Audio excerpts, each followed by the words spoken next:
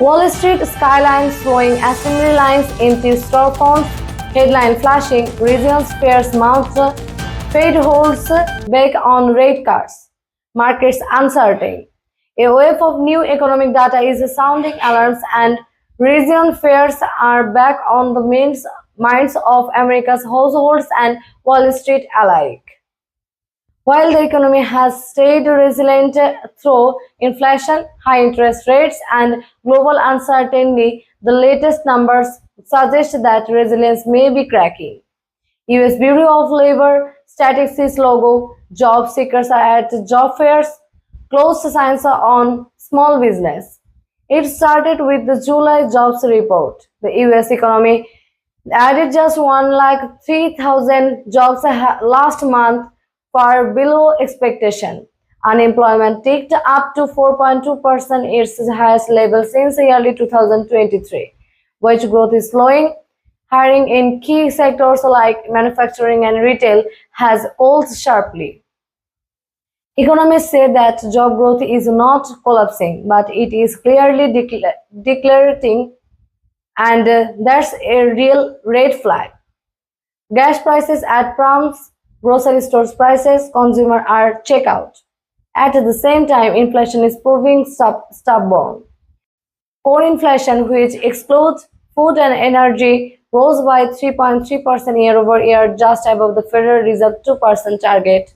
Consumers are feeling the squeeze, particularly on rent, groceries, and insurance. Live charts are showing inflation trends versus wage growth. And while inflation is not as painful as it was 2022, real wages adjusted for cost of living are now trending flat. Federal Reserve Chair Jerome Powell speaking at podium, Fed building in DC. All eyes are now on the Federal Reserve. Market had hoped the Fed would begin cutting interest rates by fall, but Fed Chair Jerome Powell has signaled caution, warning that inflation is still too sticky to easy policy too soon. Fed Chair Jerome Powell said that we remain committed to returning inflation to 2%. Premature easing could preserve the progress we have made. Wall Street traders, red arrows on stock tickers, nervous investors watching screens. The markets did not take it well. The S&P 500 fell nearly 4% this week, its worst weekly performance since last October. Bond yields are climbing and investor confidence is shaken, with resilience risk rising sharply according to JP Morgan and Goldman Sachs. Resilience probability now at 60%.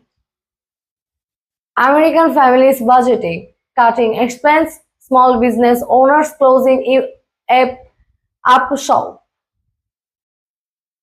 For everyday Americans, the numbers are more than just economic history and theory. Credit card debt has reached record highs, and delinquency rates are rising, especially among younger borrowers. Consumer spending, which makes up 70% of US GDP, is bringing so slow.